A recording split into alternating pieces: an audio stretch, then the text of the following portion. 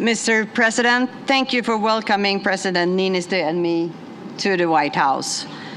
The bonds between Sweden and the United States, they are strong and long-standing. And as you know, Swedes first set foot in your home state of Delaware in 1638.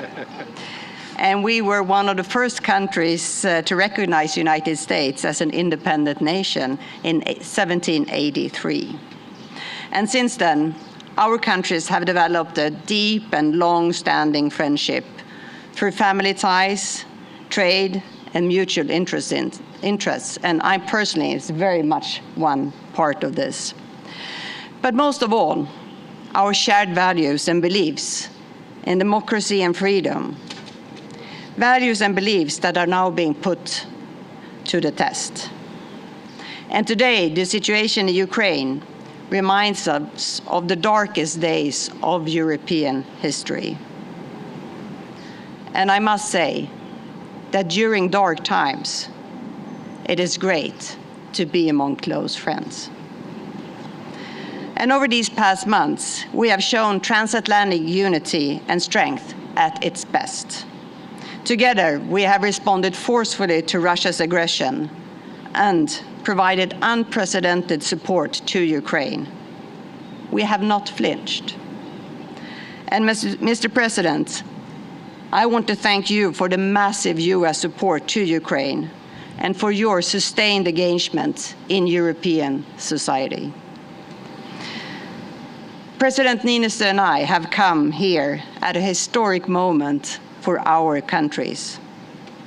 And for Sweden, after 200 years of military non-alignment, Sweden has chosen a new path.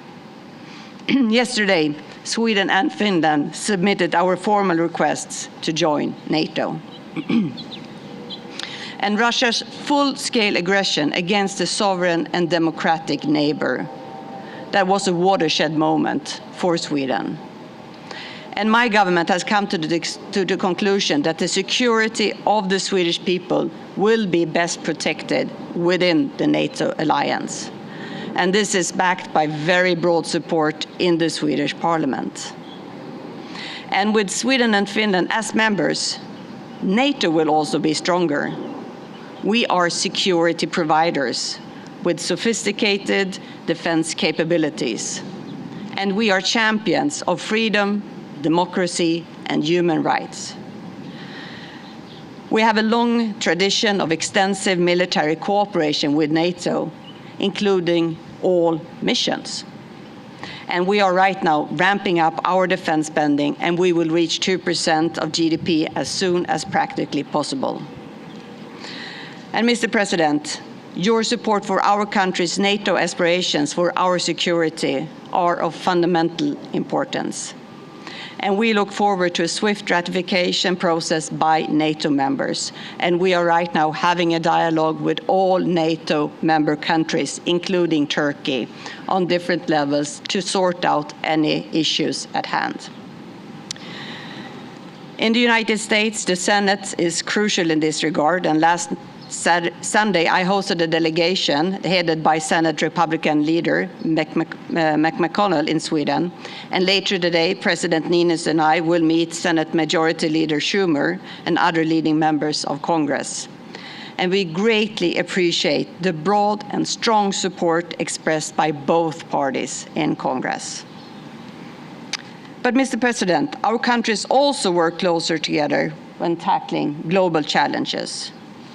And Sweden, like other Nordic countries, has shown that emissions reductions can go hand in hand with economic growth. And in Sweden right now, the green transition creates thousands of jobs through investments in battery factories, green mining, and fossil-free steel production.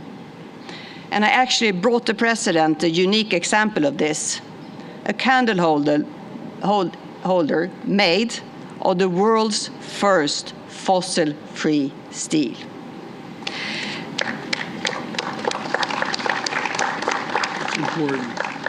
And what we see in Sweden right now is that previously neglected areas are no longer struggling with unemployment or depopulation. But how to build housing, infrastructure, and schools quick enough to meet up with the expansion. And here I see fantastic opportunities to cooperate between the Nordic countries and the United States. And I'm also proud that Sweden contributes to the US economy and the prosperity of the American people. Swedish companies are active in every single state, creating more than 350,000 jobs in the United States. And we are the 15th largest investor. Mr. President, I want to thank you for your leadership in our joint efforts to promote democracy throughout the world. Because democracy requires constant work and safeguarding. We have to win every new generation. And let me conclude where I started. Peace and stability in our part of the world is a common security interest for us, for you, and for the rest of Europe. And we stand here today more united than ever, and we are committed to strengthening our bonds even further. And Sweden is prepared to shoulder its responsibility as an ally in the North Atlantic Treaty Organization. Thank you. Thank you. Thank you.